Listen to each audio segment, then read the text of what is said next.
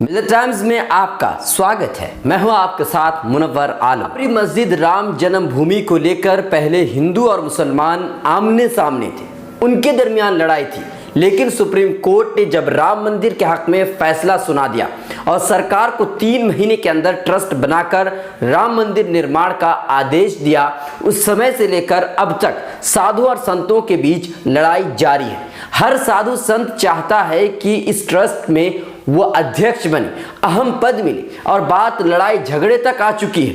यही नहीं बल्कि एक साधु दूसरे साधु के खिलाफ बोलते नजर आ रहे हैं। ये कैसी राम भक्ति और कैसी रामलीला। यही नहीं बल्कि गुरुवार को अयोध्या से आए राम जन्मभूमि रामालय न्यास ने बाकायदा मंदिर निर्माण करने की जिम्मेदारी पर अपना दावा ही ठोक दिया। राम जन्मभूमि रामालय न्यास के सचिव सरस्वती का कहना है कि राम मंदिर निर्माण करने की जिम्मेदारी धर्माचार्यों की है। अगर सरकार हठधर्मी दिखाती है तो हम इस मामले को लेकर अदालत तक जाएंगे। जबकि राम जन्मभूमि न्यास भी यही दावा कर रहा है कि नया ट्रस्ट बनाने की क्या जरूरत, ट्रस्ट बना हुआ, इसी के तहत ही राम मंदिर निर्माण का कार्य चालू कर दिया जाना चाहिए। और निर्मोही अखाड़े का भी कहना है कि जो ट्रस्ट बने उसमें उसकी अहम भूमिका हो।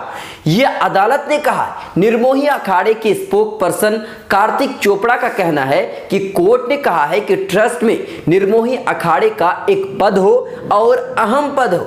हम सरकार से साफ तौर पर जानना चाहते हैं कि ट्रस्ट में निर्मोही अखाड़ा को किस रूप में रखा जाएगा और उसका ट्रस्ट के कामकाज में क्या रोल होगा। वहीं दूसरी तरफ राजू दास महंत हनुमानगढ़ी, सत्येंद्र दास मुख्य पुजारी रामलला मंदिर का मानना यह है कि योगी आदित्यनाथ को ट्रस्ट का अध्यक्ष बना दिया जाए, जबकि परमहंस दास का कहना यह है कि योगी आदित्यनाथ को अध्यक्ष ना बनाया जाए। अगर योगी आदित्यनाथ को अध्यक्ष बनाया जाए तो फिर प्रधानमंत्री जी को भी इस ट्रस्ट में शामिल कर लिया जाना चाहिए। परमहंस दास ने इसी मामले को लेकर नृत्य गोपाल दास पर यह इल्जाम लगा दिया है कि नृत्य गोपाल दास उन्हें मारना चाहते हैं। परमहंस दास ने तो यहां तक कह दिया कि नृत्य गोपाल दास बहुत सारे गुंडे मुझे मारने के लिए भेजे थे, इसीलिए मैं अयोध्या छोड़कर जा रहा हूं। मतलब यह है कि हर साधु संत ट्रस्ट का अध्यक्ष बनना चाहता है। हर कोई लालचीपन का शिकार है। इसका मतलब राम मंदिर का आंदोलन जो इतने दिनों से चला आ रहा था और ये लोग उस आंदोलन में शामिल थे, इसकी सबसे बड़ी वजह यही थी कि कोई मुख्य और अहम पद मिले। इसीलिए तो राम भक्ति में लीन होने के बावजूद साधु संत दुनिया के ऐशो इशरत में डूबने को तैयार है। उन्हें फिक्र इस बात की नहीं है कि क्या कुछ लोग सोचेंगे। आप क्या सोचते हैं?